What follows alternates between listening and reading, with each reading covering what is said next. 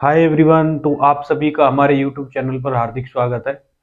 तो आज हम आपके लिए बहुत ही इंटरेस्टिंग टॉपिक लेकर आए हैं और जो टॉपिक है elimination method of 10th class NCERT से।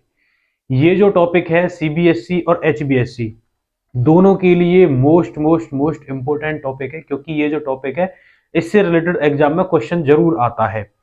तो चलिए स्टार्ट करते हैं एलिमिनेशन मेथड। तो सबसे पहले ये जान लेते हैं कि एलिमिनेशन मेथड होता क्या है। एलिमिनेशन मेथड का मतलब होता है कि किसी एक टर्म को, एक्स वाली टर्म को या वाई वाली टर्म को हमें क्या करना होता है, एलिमिनेट करना होता है।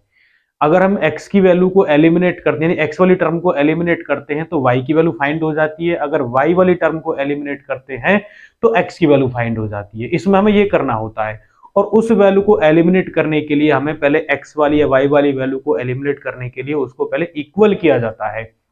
और इक्वल किस तरह किया जाता है, तो सारा कुछ आज हम इस क्वेश्चन से करने जा रहे हैं। और जो कि क्वेश्चन ये है, तो क्वेश्चन है x by two plus two y upon three equal -1, x minus y upon three equal ये 3।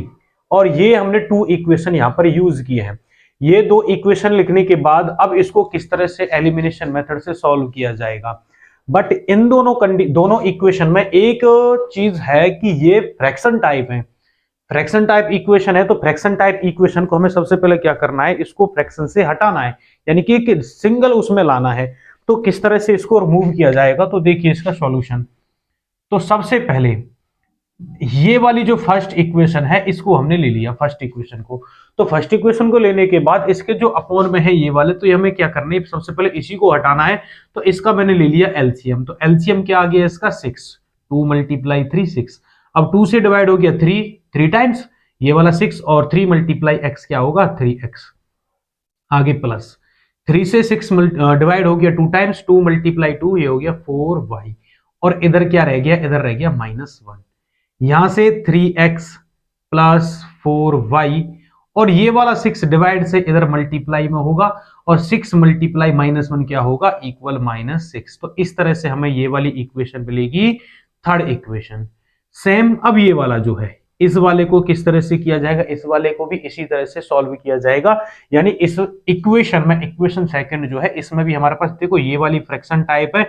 तो इसको रिमूव करने के लिए इसका भी हमने एलसीएम ले लिया, और इसका एलसीएम क्या आया, इसका आया 3।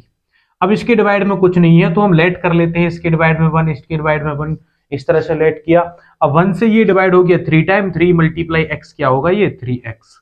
नेक्स्ट माइनस, अब 3 से 3 1 टाइम डिवाइड हो गया, 1 मल्टीप्लाई वाई 1y। 1y को इस तरह से कभी रिटर्न नहीं किया जाता है, 1y को ओनली y।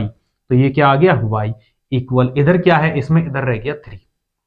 अब next 3x minus Y equal, अब ये 3 इधर डिवाइड में है, डिवाइड से इधर किस में चेंज हो जाएगा, ये मल्टीप्लाई में, क्योंकि इधर डिवाइड है, डिवाइड से मल्टीप्लाई में आ जाएगा। तो ये 3 मल्टीप्लाई 3 क्या हो जाएगा 9। तो इस तरह से ये हमारे पास इक्वेशन आएगी, फोर्थ इक्वेशन। ये दोनों इक्वेशन आने के बाद, क्योंकि फ्रैक्शन टाइप से अब ये रिमूव हो गया, एक सिंगल उसमें आ गया है, तो अब इस इक्वेशन, दोनों इक्वेशन को हम किस मेथड के द्वारा सॉल्व करने जा रहे हैं, बाई एलिमिनेशन मेथड। हमने ये रिटर्न भी किया है, और यहां पे भी मैं एक बार फिर रिटर्न कर रहा हूं कि हम इसको बाई एलिमिनेशन मेथड से सॉल्व कर रहे हैं। तो एलिमिनेशन मेथड से सॉल्व करने के लिए हमें क्या करना होता है, किसी एक वैल्यू को एलिमिनेट यानी कि हटाना होता है। और कौन सी वैल्यू को हटाना होता है, ये आपकी चॉइस होती है कि आप एक्स वाली टर्म को हटाना चाहते हैं, वाई वाली टर्म को हटाना चाहते हैं। बट इक्वेशन में एक ऐसा भी होता है कि एक्स वाली या वाई वाली टर्म कोई सी आपको इक्वल भी मिल सकती है या अनइक्वल भी मिल सकती है। अगर पहले से ही जैसे ये इसमें है इक्वल है, तो उसको हमें इक्वल करने की कोई ही जरूरत नहीं है। बट अगर जैसे ये y वाली है, ये y वाली टर्म है, ये क्या है, अनइक्वल है, यहाँ पर 4y है और यहाँ पर क्या है, ओनली y। तो इसको इक्वल करने के लिए हमें क्या करना पड़ता है, कंप्लीट इक्वेशन में किसी भी नंबर की हमें क्या करनी होती है, मल्टीप्लाई करनी होती है। मान लो अगर हम y वाले को मल्टीप्लाई इक्वल करते हैं, तो ये 4y है और ये ओनली y है, तो इसको इक्वल करने के लिए हमें क्या करना पड़ेगा, इसमें मल्टीप्लाई बाई 4 करना पड़ेगा, तब ये जाके क्या होगा, इक्वल। बट अगर हम इसमें इस x वाली टर्म को लेते हैं, तो x वाली टर्म क्या है, बिल्कुल इक्वल है, तो हमें मल्टीप्लाई की कोई भी जरूरत नहीं पड़ेगी। तो इसलिए मैं मल्टीप्लाई इसमें नहीं कर रहा हूं। तो यहां से अब ये दोनों इक्वेशन को मैंने रिटर्न किया है, 3x प्लस 4y इक्वल -6, और ये वाली है 3x माइनस वाई इक्वल 9। ये दोनों इक्वेशन को मैंने इस तरह से रिटर्न किया है। रिटर्न करने के बाद अब इसमें हमारे पास क्या इक्वल है, एक्स वाली टर्म इक्वल है। अब एक्स वाली टर्म इक्वल है तो उसको एलिमिनेट करने के लिए हमें क्या करना पड़ेगा, पहले उसके हमें सबसे पहले साइन देखने पड़ेंगे कि साइन किस टाइप के हैं। तो इन दोनों के हमने साइन देखे तो ये भी प्लस वाला है, ये भी प्लस वाला है, तो ये एलिमिनेट नहीं हो सकता है। इसको एलिमिनेट करने के लिए हमें क्या करना पड़ेगा, इन दोनों के या किसी एक का साइन चेंज करना पड़ेगा, किसी भी। तो इसके लिए मैं क्या कर रहा हूं, सब्ट्रैक्टिंग। सब्ट्रैक्टिंग ही क्यों कर रहा हूं कि सब्ट्रैक्टिंग करने से ये जो नीचे वाली इक्वेशन है इसके साइन चेंज हो जाएंगे। अगर एडिंग करेंगे तो एडिंग से कोई भी साइन चेंज नहीं होता है, इस बात का ध्यान रखना। साइन चेंज किससे होता है, ओनली सब्ट्रैक्शन से। तो सब्ट्रैक्टिंग करने के बाद ये प्लस से माइनस हो गया, ये माइनस से प्लस हो गया और ये प्लस से माइनस हो गया, तो इसके साइन चेंज हो गए। साइन चेंज होने के बाद ये 3x प्लस का और ये माइनस का, तो ये क्या हो गया, कैंसिल हो गया। ये 4y प्लस का, ये y भी अब माइनस से प्लस में हो गया, तो इन दोनों को ऐड करने से क्या आएगा, ये 5y। इधर साइड ये -6 है और ये वाला क्या है, -9। अब इन दोनों को -6 और -9 को ऐड करने से क्या आएगा, -15। तो ये 5 इधर मल्टीप्लाई में है, इधर किस में आएगा, डिवाइड। तो -15/5, इससे 3 टाइम कैंसिल हो गया, तो y इक्वल क्या आ गया, -3। तो इस तरह से हमें किसकी वैल्यू फाइंड हो गई, y की वैल्यू फाइंड हो गई। अब y की वैल्यू फाइंड होने के बाद अब हमें किसकी वैल्यू फाइंड करनी है, x की वैल्यू फाइंड करने की है। y की वैल्यू को किसी भी इक्वेशन में आप पुट कर सकते हैं। तो ये जो 3 और 4th इक्वेशन है, इन दोनों में से किसी एक में पुट कर लेंगे तो हमें सिंपल हो जाएगा। तो अब इसमें ये क्वेश्चन उठेगा कि हम किस में पुट करें, 3 या 4th में। तो यूर चॉइस, ये आपकी मर्जी है कि आप इक्वेशन 3 में पुट कर रहे हो या 4th में पुट कर रहे हो, तो दोनों से आंसर आ जाएगा। तो मैं इस वाली वैल्यू को इसमें पुट कर रहा हूं। क्यों पुट कर रहा हूं, क्योंकि ये एक सिंपल टाइप सी है, क्योंकि इसमें हमें मल्टीप्लाई करनी पड़ेगी, इसमें मल्टीप्लाई नहीं करनी पड़ेगी।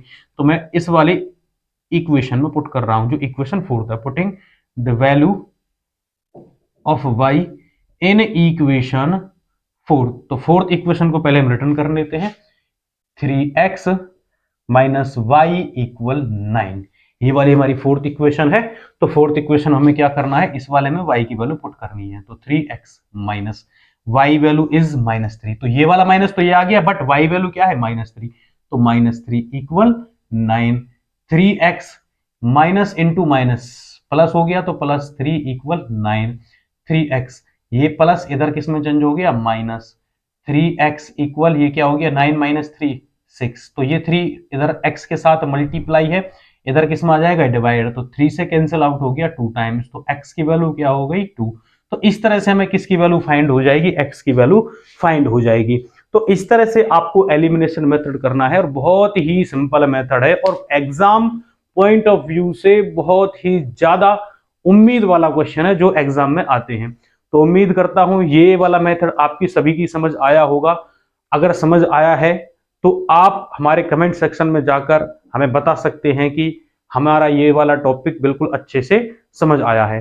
तो ज्यादा से ज्यादा वीडियो देखने के लिए चैनल को लाइक सब्सक्राइब जरूर करें। Thank you.